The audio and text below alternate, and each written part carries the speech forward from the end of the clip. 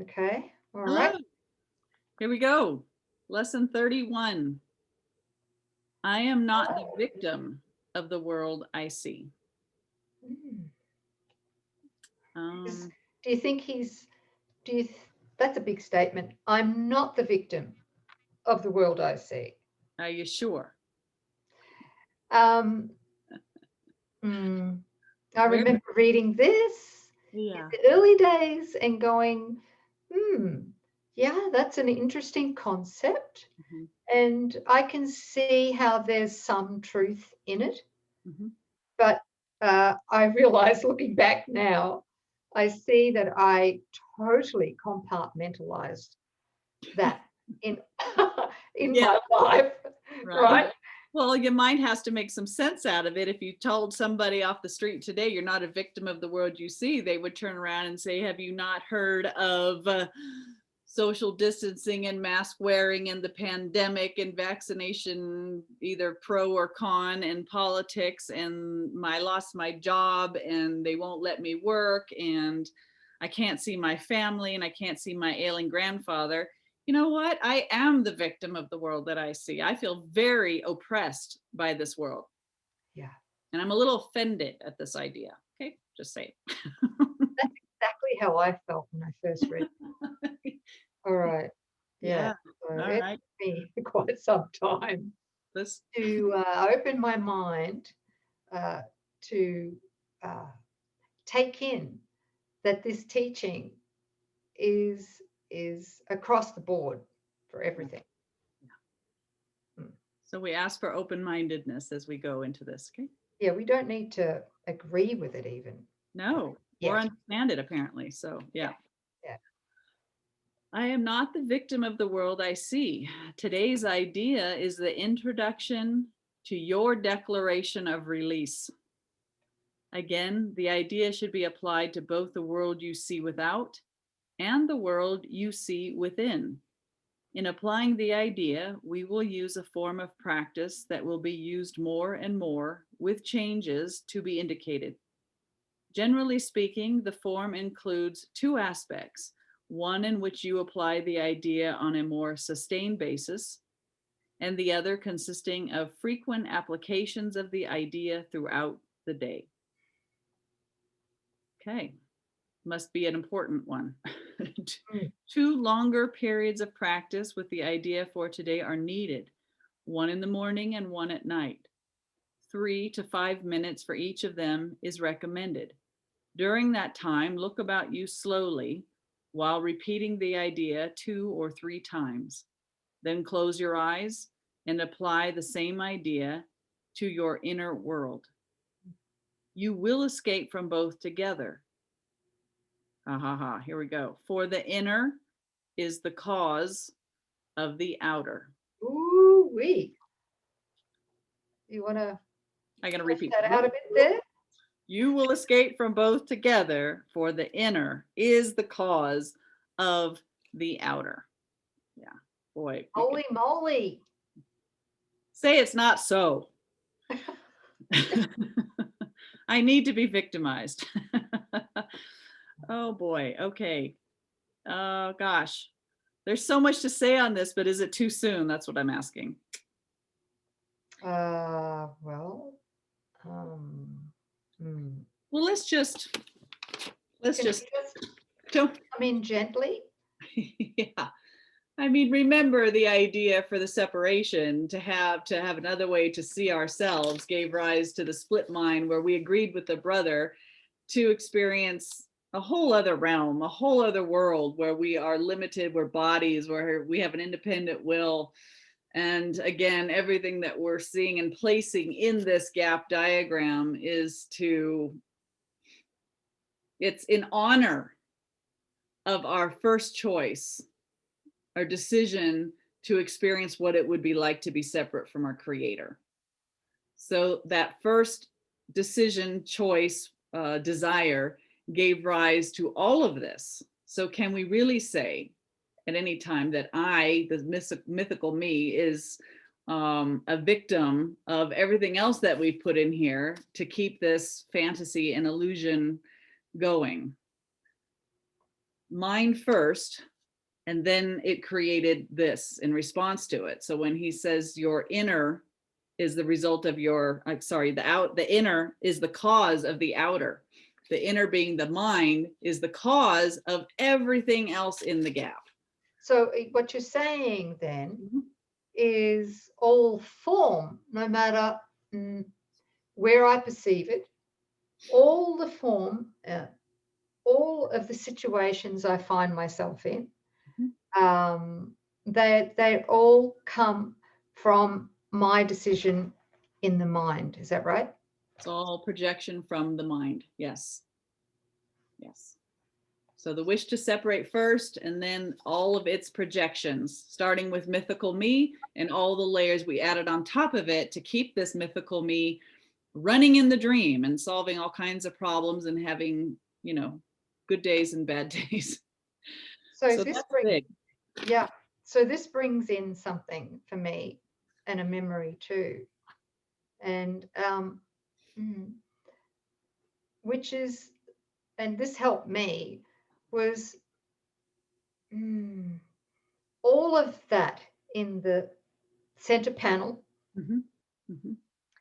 all came as a unconscious desire to prove that I was separate from God. Right? Okay. Well, it's a conscious first decision, and then everything after that is unconscious, right? All right. So where we're at now with the lessons is we're joining with Holy Spirit in asking him to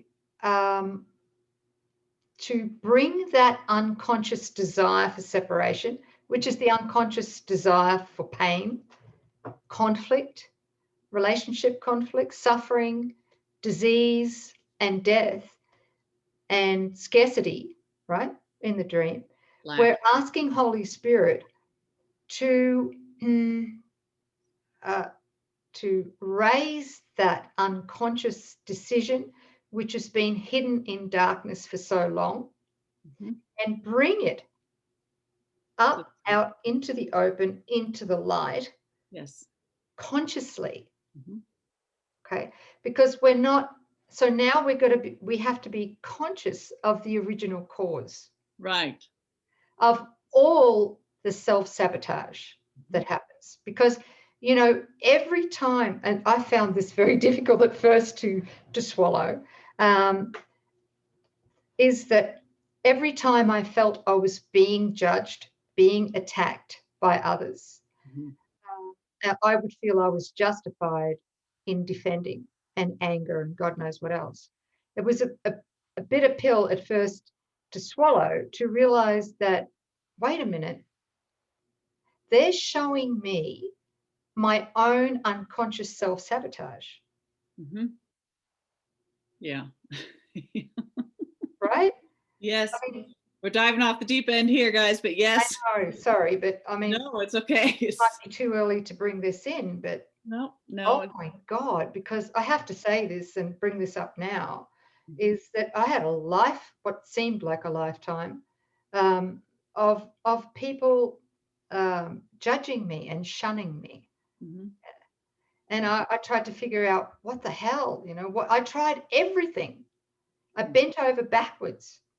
I even invented a self that could meet the needs of what I thought everyone else, right? Well, I can assure you, you're the only one that's ever done that, sis. So you probably it doesn't work, guys. It just doesn't work, right? So I was a classic people pleaser. Yeah, lots of those. Yeah. Okay. Most women. And right, but still, it didn't matter what I did. I was damned if I did and damned if I didn't. Yeah. And so to now realize that what was happening, that was my own inner self-abandonment. Yeah, that takes us back to those first lessons again about the fear and the guilt that we experience as a result of the wish to separate. And that guilt and fear in the mind is so painful and untenable. Again, we project that out, and that's the way the ego protects itself. It wants to see the guilt and fear in the mind outside of itself. Okay, so that way we can say, well, it's not me, it's, you know, it's a pandemic, it's not me, it's the politicians. And so we just project it, and as long as it's in the outer realm, we never can bring it to the place of where it can be healed through forgiveness and accepting the atonement, which is in our mind. So Jesus is just saying, are you guys ready to recognize that in every way you feel unfairly treated, everything you think has happened to you in your childhood or in your past or what might be going on right now, it's not out there. Projection makes perception. Where's that projection taking place? From our mind. So this is really big, and it's a big first, you know, move into taking accountability for everything that occurs in our life. And the course is just going to be, as we go through the workbook lessons, this is going to be a cyclical teaching that anchors and deepens even more and more. Yeah. Thank you for explaining that. Thank you. Well, it's a big, big subject. Oh, it's huge. Yeah. Mm-hmm. And to clarify the atonement, because I can't remember if we've talked about the atonement before, but it's just to simplify it, when the atonement's mentioned in the course, it means the undoing of fear in our mind. Okay, just to clarify that. It's the joining with the mind of God. Like, yes, that's it. This is the atonement. You become at one with God, and you see the utter nothingness of this with gratitude. Okay, paragraph 3, as you survey your inner world, merely let whatever thoughts cross your mind come into your awareness, each to be considered for a moment and then replaced by the next. Try not to establish any sort of hierarchy among them. Watch them come and go as dispassionately as possible. Do not dwell on any one in particular, but try to let the stream move on evenly and calmly without any special investment on your part. As you sit and quietly watch your thoughts, repeat today's idea slowly to yourself as often as you care to, but with no sense of hurry. In addition, repeat the idea for today as often as possible during the day. Remind yourself that you are making a declaration of independence in the name of your own freedom. And in your freedom lies the freedom of the world. Does that tie into my inner is the cause of the outer? Our inner freedom lies the freedom of the world. That's another big penny that he's dropping into our conscious awareness. The idea for today is a particularly useful one to use as a response to any form of temptation.